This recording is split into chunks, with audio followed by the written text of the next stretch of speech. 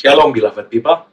Saat hari Pentakosta pertama di gereja mula-mula di Yerusalem, Roh Kudus dicurahkan dan perubahan yang sangat luar biasa terjadi sejak saat itu. Kisah Rasul 1 ayat 8 mengatakan, "Tetapi kamu akan menerima kuasa kalau Roh Kudus turun ke atas kamu, dan kamu akan menjadi saksiku di Yerusalem dan di seluruh Yudea dan Samaria dan sampai ke ujung bumi." Kita tahu bahwa firman Tuhan mengatakan, ketika Roh Kudus dicurahkan, kita yang menerimanya akan diberi kuasa, yaitu kuasa Allah yang bekerja di dalam dan lewat kita, sehingga kita dapat menjadi saksi Injil Kristus, bahwa Yesus Kristus telah mati dan bangkit kembali, dan Dia menyediakan keselamatan bagi siapapun yang mau menerimanya. Firman Tuhan lebih jauh merinci seperti apa antara lain kuasa itu bekerja lewat anak-anak Tuhan. Markus 16 ayat 20 mengatakan, mereka pun pergilah memberitakan Injil ke segala penjuru, dan Tuhan turut bekerja dan meneguhkan firman itu dengan tanda-tanda yang menyertainya. Tuhan turut bekerja meneguhkan pemberitaan Injil itu dengan tanda-tanda yang menyertainya. Kesaksian Injil Kristus disertai dengan tanda-tanda ajaib yang menyatakan bahwa Yesus Kristus, Sang Juru Selamat yang diberitakan itu, sungguh hidup. Markus 16 ayat 17-18 mengatakan, tanda-tanda ini akan menyertai orang-orang yang percaya. Mereka akan mengusir setan-setan demi namaku. Mereka akan berbicara dalam bahasa-bahasa yang baru bagi mereka. Mereka akan memegang ular, dan sekalipun mereka minum racun maut, mereka tidak akan mendapat celaka. Mereka akan meletakkan tangannya atas orang sakit, dan orang itu akan sembuh. Haleluya! Adalah sangat penting untuk kita juga memahami kekuatan atau kedahsyatan dari kuasa yang disediakan Tuhan bagi orang-orang yang dipenuhi oleh Roh Kudus itu. Mari buka Sefanya pasal 3 ayat 9. Dikatakan oleh firman Tuhan demikian, tetapi sesudah itu aku akan memberikan bibir lain kepada bangsa-bangsa, yaitu bibir yang bersih. Jadi perhatikan, bibir lain kepada bangsa-bangsa, yakni bibir yang bersih, supaya sekaliannya, berarti segala bangsa itu, mereka memanggil nama Tuhan, beribadah kepadanya dengan bahu-membahu. Nah, ada yang menarik, di sini dikatakan bangsa-bangsa, sekaliannya memanggil nama Tuhan, bahu-membahu. Dalam bahasa Indonesia, itu dikatakan bahu-membahu, bibir yang lain, bibir yang bersih. Nah, kita mau lihat arti yang lebih dalam, yang lebih menjelaskan kepada kita apa sebenarnya yang dimaksud oleh Tuhan. Di dalam bahasa Inggris, arti yang lebih jelas dari ayat ini kita dapat lihat. Dikatakan, for then I will restore to the peoples a pure language. A pure language. A pure language. Jadi bahasa, bukan bibir, tapi bahasa, language. Pure, murni, bahasa yang murni. Jadi kepada bangsa-bangsa, bahasa yang murni, that they all may call on the name of the Lord, sehingga mereka semua, jadi bangsa-bangsa semua bibir yang murni, sehingga mereka semua may call on the name of the Lord, boleh memanggil kepada nama Tuhan, to serve Him with one accord. Nah, ini yang dikatakan bahu-membahu tadi, itu bahasa Inggrisnya adalah one accord. One accord itu bukan bahu-membahu, tapi satu kesatuan, secara bersama-sama, satu kesatuan, semuanya bangsa-bangsa semuanya sebagai satu kesatuan dengan satu bahasa yang dikatakan tadi, satu pure language, bahasa yang murni. Nah, penting kita perhatikan bahwa semua ini menunjukkan kepada suatu keadaan, suatu saat yang dinubuatkan oleh Tuhan, bahwa Tuhan akan memulihkan suatu bahasa yang murni yang akan dipakai oleh segala bangsa sebagai satu kesatuan untuk memanggil nama Tuhan. Dan bahasa itu adalah satu bahasa yang murni tadi yang digunakan bersama-sama oleh segala bangsa itu. Nah, kita tahu firman Tuhan berbicara mengenai suatu bahasa supranatural yang merupakan bahasa doa sorgawi yang diberikan oleh Roh Tuhan kepada semua orang percaya. Bahasa itu adalah apa yang disebut firman Tuhan sebagai bahasa roh. 1 Korintus 14 ayat 2 mengatakan, siapa yang berkata-kata dengan bahasa roh tidak berkata-kata kepada manusia, tetapi kepada Allah. Perhatikan tadi, bahasa tadi adalah untuk memanggil nama Tuhan bersama-sama segala bangsa sebagai satu kesatuan dengan satu bahasa yang murni itu tadi. Nah, firman Tuhan dalam perjanjian baru menyingkapkan bahwa bahasa ini adalah bahasa yang disebut bahasa roh. Sebab siapa yang berkata-kata dengan bahasa roh tidak berkata-kata kepada manusia, tapi kepada Allah untuk memanggil nama Tuhan. Nah, bahasa Ini adalah bahasa yang tadi dikatakan with one accord, sebagai satu kesatuan itu tadi.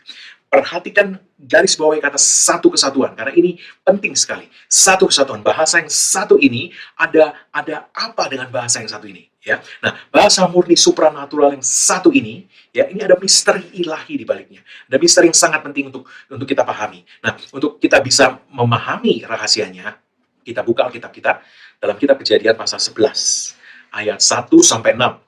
Firman Tuhan mengatakan, adapun seluruh bumi, satu bahasanya dan satu logatnya. Ya, perhatikan. Maka berangkatlah mereka ke sebelah timur dan menjumpai tanah datar di tanah Sinear. Lalu menetaplah mereka di sana. Mereka berkata seorang kepada yang lain, marilah kita membuat batu bata dan membakarnya baik-baik. Lalu bata itulah dipakai mereka sebagai batu dan gala-gala sebagai tanah liat. Juga kata mereka, marilah kita dirikan bagi kita sebuah kota dengan sebuah menara yang puncaknya sampai ke langit. Dan marilah kita cari nama supaya kita jangan terserak ke seluruh bumi. Lalu turunlah Tuhan untuk melihat kota dan menara yang didirikan oleh anak-anak manusia itu, dan ia berfirman. Nah, ini perhatikan, penting sekali. Ini firman Tuhan sendiri. Ini Tuhan yang ngomong. Mereka itu satu bangsa dengan satu bahasa untuk semuanya. Ya, ini barulah permulaan usaha mereka. Mulai dari sekarang, apapun juga yang mereka rencanakan, tidak ada yang tidak akan terlaksana. Perhatikan perkataan Tuhan dalam ayat 6 ini. Ya, ini Tuhan ucapkan begini, bahasa yang satu untuk semua, ya, dan Tuhan bilang, ya, mereka ini satu bangsa dengan satu bahasa untuk semua. Mulai dari sekarang, apapun juga yang mereka rencanakan, tidak ada yang tidak akan dapat terlaksana.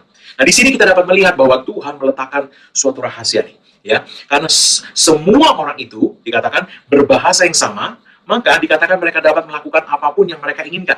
Ya, perhatikan, ini sebuah penyikapan besar. Kita mungkin berpikir, ya, apa pentingnya punya bahasa yang sama? Tapi misteri yang Allah tunjukkan dalam firman-Nya ini menunjukkan bahwa ada hubungan antara bahasa yang sama dengan apapun yang diinginkan dapat terlaksana. Ya, perhatikan baik-baik, ada rahasia dalam firman Tuhan yang disembunyikan di sana, yang kalau kita disingkapkan oleh Tuhan, kita bisa melihat, ya, bahwa ada sesuatu di sini. Nah, jangan remehkan yang sederhana dari Tuhan. Sebab Tuhan memakai yang sederhana untuk mempermalukan yang dianggap dunia hebat atau luar biasa. Nah, ingat tadi ada kata one accord, ya. Kisah Rasul 2 ayat 1 mengatakan, and when the day of Pentecost, suatu hari Pentakosta, was fully come, sudah tiba, mereka, they were all with one accord in one place. Sekali lagi kita ketemu kata one accord. Mereka berkumpul bersama-sama sebagai satu kesatuan di satu tempat. Perhatikan, ya, ini kata yang sama yang kita jumpai dalam Sefanya 3 ayat 9 tadi, with one accord, dengan satu kesatuan. Dikatakan di hari Pentakosta, firman Tuhan mengatakan bahwa semua murid berkumpul bersama sebagai satu kesatuan, dan kemudian berbicara dengan bahasa supranatural yang diberikan oleh Roh Kudus, yaitu bahasa roh. Nah, dalam kitab Para Rasul selanjutnya, kita melihat bahwa kisah Rasul berbicara sejak momen itu, sejak saat itu, sejak mereka menerima bahasa yang satu itu, bahasa yang murni itu, bahasa dari Roh Kudus itu, bahasa sorgawi itu, dengan satu kesatuan mereka berbicara dalam bahasa roh, bahasa yang diberikan oleh roh itu kepada mereka, untuk mereka mengucapkannya. Maka mukjizat-mukjizat yang dulu hanya terjadi lewat para nabi atau pemimpin-pemimpin dalam perjanjian lama, mulai terjadi juga lewat orang-orang biasa, yang hari ini kita sebut hanya sebagai jemaat biasa. Tapi apa yang dulu hanya terjadi pada nabi-nabi atau pemimpin-pemimpin di dalam perjanjian lama terjadi lewat jemaat biasa ini yang dipenuhi oleh Roh Kudus. Melalui penyingkapan misteri ini, Tuhan ingin kita menyadari apa yang sudah Dia karuniakan kepada kita semenjak hari Pentakosta itu sungguh sangat luar biasa. Sadari ini, jangan anggap remeh doa dalam bahasa roh. Ini bukan sekedar salah satu bahasa yang kita gunakan untuk berdoa. No. Ya, apa yang dianggap lemah dipakai Tuhan untuk mempermalukan yang kuat. Kita pikir hanya bahasa. No, Tuhan jelas-jelas menunjukkan bahwa bahasa ada hubungannya dengan apa yang mereka inginkan, tidak ada yang tidak dapat terlaksana. Kita perlu menyadari bahwa bahasa yang diberikan Roh Kudus kepada kita bukan bahasa yang baru diciptakan oleh Tuhan, diberikan kepada orang percaya, bukan. Ini bahasa komunikasi sorgawi yang dikaruniakan kepada kita untuk berkomunikasi secara person to person dengan Allah Maha Tinggi itu sendiri. Tadi kita sudah baca ayatnya, tidak berbicara kepada manusia, tapi kepada Allah sendiri, sebab tidak seorang pun mengerti bahasanya. Hanya Allah yang memahami apa yang dikatakan di dalam bahasa roh. Ini bahasa komunikasi yang very personal dengan Tuhan. Dan bahasa ini diberikan sebagai satu bahasa untuk segala bangsa, untuk sama-sama memanggil nama Tuhan sebagai satu kesatuan. Nah, apa yang terjadi kalau itu tergenapi?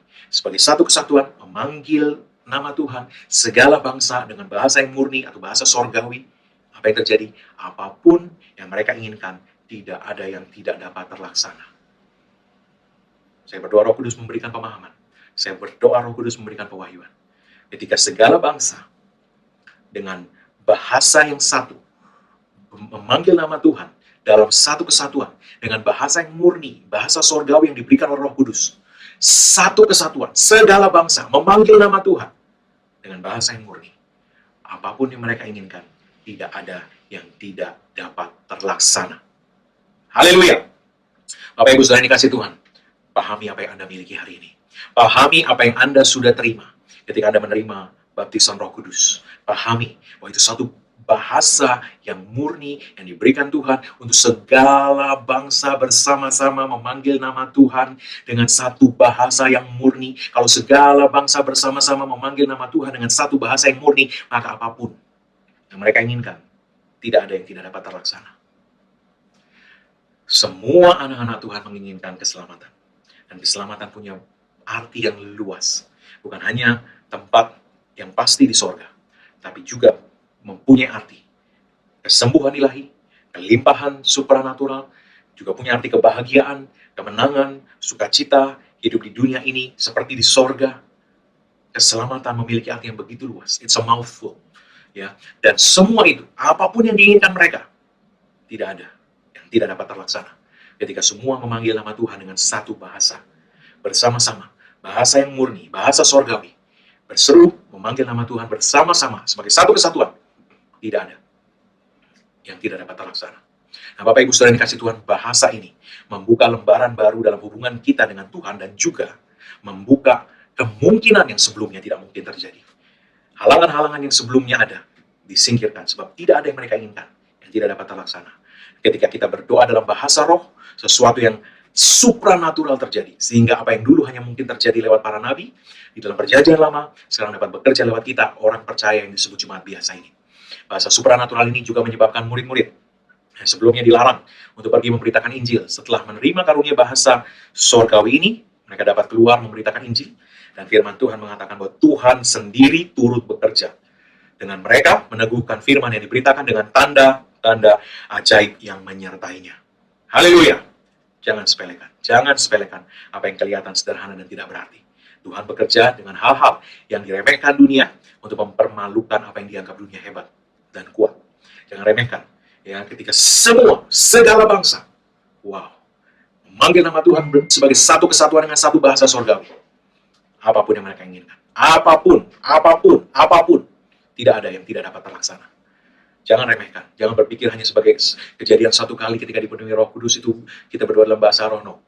Bahasa roh seharusnya menjadi bahasa komunikasi kita untuk secara bersama-sama memanggil nama Tuhan bersama dengan segala bangsa. Anda bayangkan itu. Bersama dengan segala bangsa, satu bahasa yang murni, bersama-sama sebagai satu kesatuan, memanggil nama Tuhan. Ini seharusnya menjadi bahasa komunikasi utama kita dengan Bapa Sorgawi kita. Dan apa yang akan terjadi? Tidak ada yang tidak dapat terlaksana. Efesus 6 ayat 18 berkata, berdoalah setiap waktu di dalam roh. Kapan? Setiap waktu di dalam roh. Dan berjaga-jagalah di dalam doamu itu dengan permohonan yang tidak putus-putusnya untuk segala orang kudus. Berdoalah dalam bahasa roh. Sebab berdoa dalam roh adalah berdoa dalam bahasa roh. 1 Korintus 14 ayat 14 menunjukkan. Sebab jika aku berdoa dengan bahasa roh, maka rohkulah yang berdoa. Tetapi akal budiku tidak turut berdoa. Jadi jelas ada perbedaan antara berdoa akal budi dengan berdoa dalam roh. Dikatakan berdoa dalam roh kapan? Ketika aku berdoa dengan bahasa roh. Berdoalah setiap waktu di dalam roh, kata firman Tuhan. Jadikan bahasa roh sebagai bahasa komunikasi utama kita dengan Bapa Sorgawi kita. Jangan hanya berdoa dengan bahasa roh seminggu sekali. Waktu ibadah mungkin. Apalagi sebulan sekali. Berdoalah setiap waktu, kata firman Tuhan. Setiap waktu di dalam roh. Itu yang firman Tuhan instruksikan kepada kita. Kita akan melihat kemungkinan-kemungkinan yang tadinya mustahil mulai terbuka. Dan hal-hal ajaib yang tidak terpikirkan akan mulai terjadi dalam hidup kita. Dan lewat kita, tanda-tanda ajaib akan melengkapi kita, menyertai kita sebagai saksi-saksi Kristus. Sekali lagi, jangan remehkan hal yang sederhana ini. Dan lebih penting lagi, jangan melakukan sesuatu tanpa mengimaninya. Ini penting sekali. Ketika Anda berdoa dalam bahasa roh, imani apa yang firman Tuhan sudah singkapkan kepada kita. Apa yang firman Tuhan singkapkan pada hari ini, atau yang sebelum-sebelumnya, yang Anda sudah pernah terima pengajaran firman iman itu. Imani itu. Apapun juga yang mustahil, kita pelajari hari ini. Tuhan berkata, tidak lagi akan mustahil. Semua yang diinginkan akan terlaksana saat kita berdoa dengan bahasa yang satu ini. Sebab bahasa ini diberikan Tuhan untuk segala bangsa, memanggil namanya sebagai satu kesatuan, berseru kepadanya dengan bahasa sorgawi. Jadi berdoalah dalam bahasa roh setiap waktu dengan iman. Taruhkan imanmu dalam perkataan firman Tuhan setiap kali Anda berdoa dalam bahasa roh, dan imani bahwa hal-hal mustahil yang tidak mungkin sebelumnya tidak lagi akan mustahil bagimu. Dan segala yang kau inginkan, firman Tuhan berkata akan terlaksana bagimu, sesuai apa yang tadi sudah kita lihat. Nah, terus berdoa dalam bahasa roh, imani kebenaran firman Tuhan mengenai hal ini, dan hal-hal mustahil akan menjadi tidak mustahil. Tanda-tanda ajaib akan terjadi bagi Anda. Saya melihat hal ini terjadi bagimu, dalam hidupmu, dalam nama Yesus. Amin. Mari Bapak Ibu Saudara dikasih Tuhan, angkat kedua tanganmu kepada Tuhan. Di dalam nama Yesus, aku berkata sebagaimana perkataan firman Tuhan, bahwa Allahku memenuhi segala kebutuhanmu menurut kekayaan dan kemuliaan dalam Kristus Yesus. Oleh sebab itu, aku berkatakan bahwa segala kebutuhan dari setiap umat Tuhan, setiap orang yang mendengarkan pemberitaan firman iman ini, dipenuhi oleh Tuhan. Dalam nama Yesus, menurut kekayaan dan kemuliaannya dalam Kristus Yesus.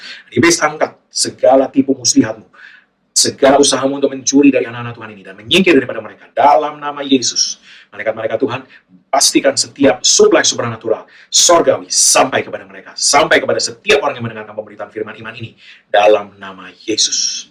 Bagi Anda yang sakit, angkat kedua tanganmu, dalam nama Yesus, aku hancurkan setiap kuasa sakit, penyakit, dan kelemahan tubuh atas setiap orang yang mendengarkan pemberitaan firman iman ini, dalam nama Yesus. Dan iblis, angkat semua gejala yang kamu coba tunjukkan atas mereka, menyingkir daripada mereka, dalam nama Yesus. Aku berkatakan kesehatan ilahi yang sempurna, kesembuhan sempurna, dan pemulihan sempurna. Sebab oleh bibir Yesus kamu sudah sembuh. Jadilah sembuh dalam nama Yesus. Amin.